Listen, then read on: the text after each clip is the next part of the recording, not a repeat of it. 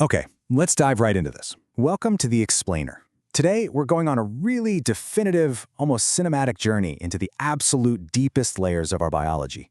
We're going to map out what we call the biological cascade. We aren't just skimming the surface of human health here, you know? We're reasoning from first principles. We're going to trace the exact molecular, neurological, and endocrine pathways that dictate how we sleep, how we process stress, and how we literally defend our own cells. So let's get started. So let's kick things off with a foundational question. What actually happens to your brain and your underlying cellular architecture when you finally step away from the relentless sensory overload of the city? Think about it. Urban environments, with the constant traffic noise, the dense crowds, the artificial blue light everywhere, they aren't just mildly annoying. From a biological standpoint, they are forcing our systems into a chronic, nonstop state of hypervigilance. Your body is basically interpreting the modern city as a continuous low-grade threat. And that locks you into this evolutionary survival loop that fundamentally alters your hormone production and even your brain waves.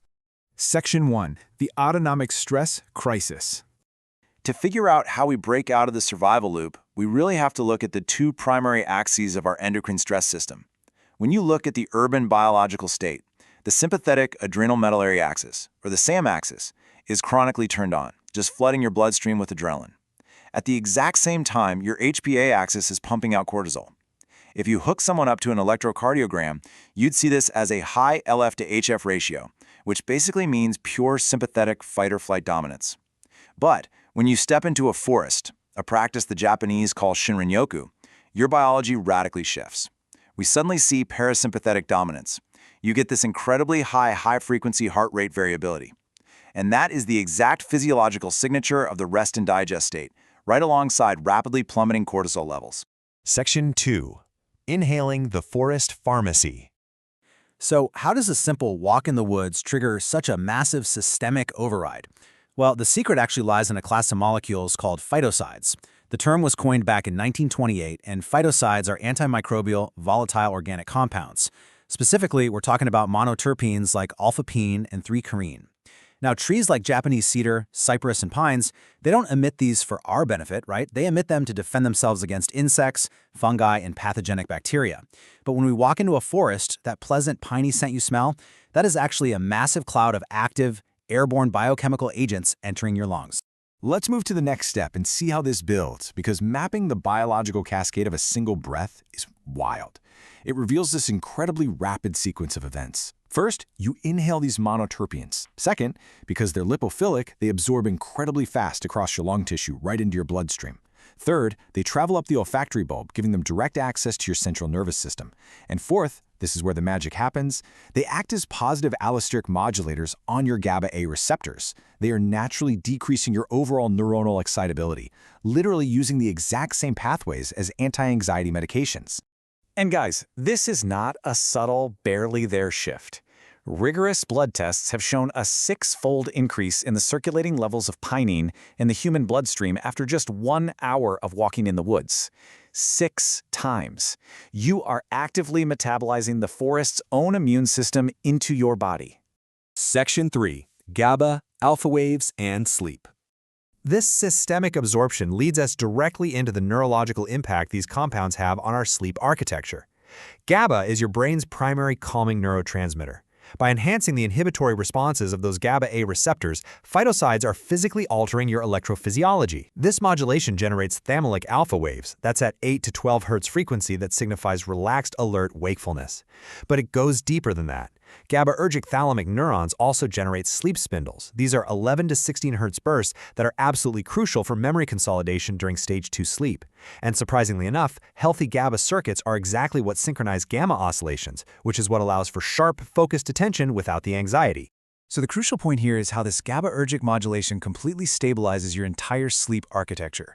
The presence of these forest-derived compounds in your system significantly prolongs deep, non-REM sleep, and it reduces sleep latency, meaning the time it takes you to actually fall asleep. Deep, slow-wave sleep is biologically essential because it's the only time your thalamic GABAergic neurons can actually recover and reset. When you lack this sleep, your whole inhibitory system basically fails. That leads to runaway neural excitability, where literally everything feels louder and more stressful. By calming the sympathetic nervous system and decreasing adrenaline secretion, the forest environment practically guarantees the deep, restorative recovery sleep your brain so desperately needs.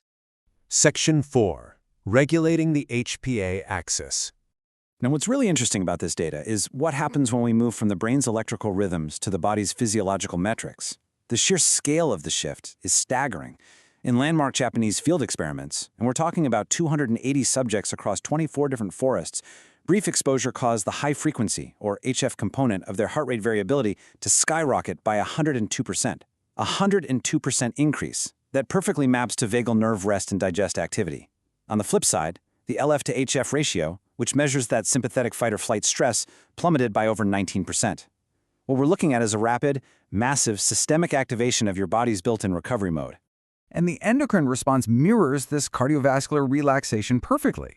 Spending just 20 to 30 minutes sitting or walking in a natural environment downregulates the HPA axis so effectively that it produces a highly significant 21% per hour decrease in salivary cortisol. Think about that. The biochemical weight of stress is literally draining from the body in real time. Section 5. Calming the rumination loop. But what about the subjective experience of stress? What about that anxiety that just endlessly loops in our minds? Well, a really rigorous study out of Stanford University looked at exactly this. They took 38 healthy urban adults and tracked their regional cerebral blood flow using arterial spin labeling, which is a highly advanced neuroimaging technique. They compared the brains of participants who took a 90-minute walk along a heavy traffic urban thoroughfare, right alongside those who walked for 90 minutes through peaceful grasslands and oak trees. The conclusion they reached, which was published in the Proceedings of the National Academy of Sciences, was profound.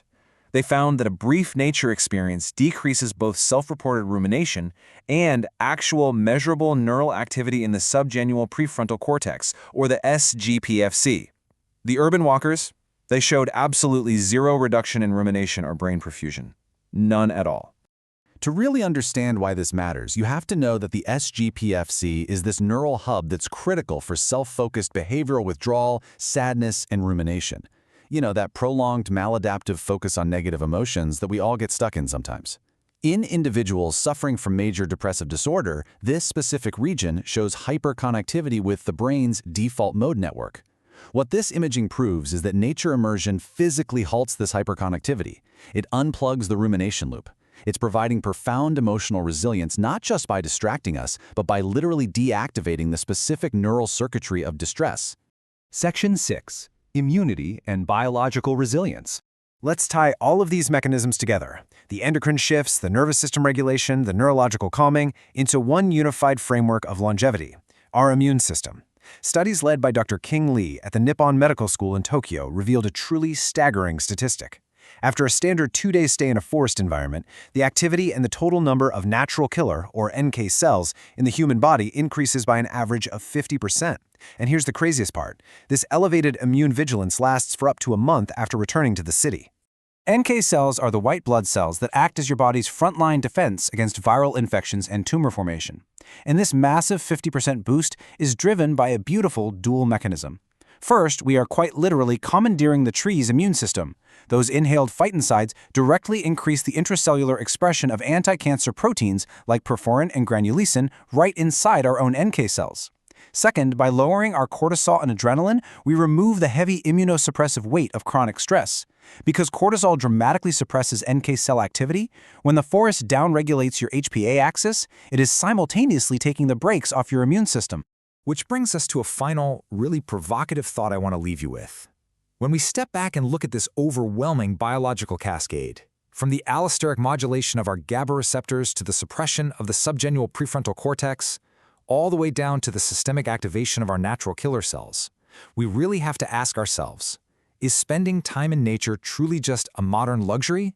Or is it an absolute biological necessity, something required to properly regulate our fundamental cellular architecture and ensure our long-term survival? The science strongly suggests it's the latter. Thank you so much for joining me on this explainer. Keep exploring, keep learning, and hey, maybe take a walk in the woods today.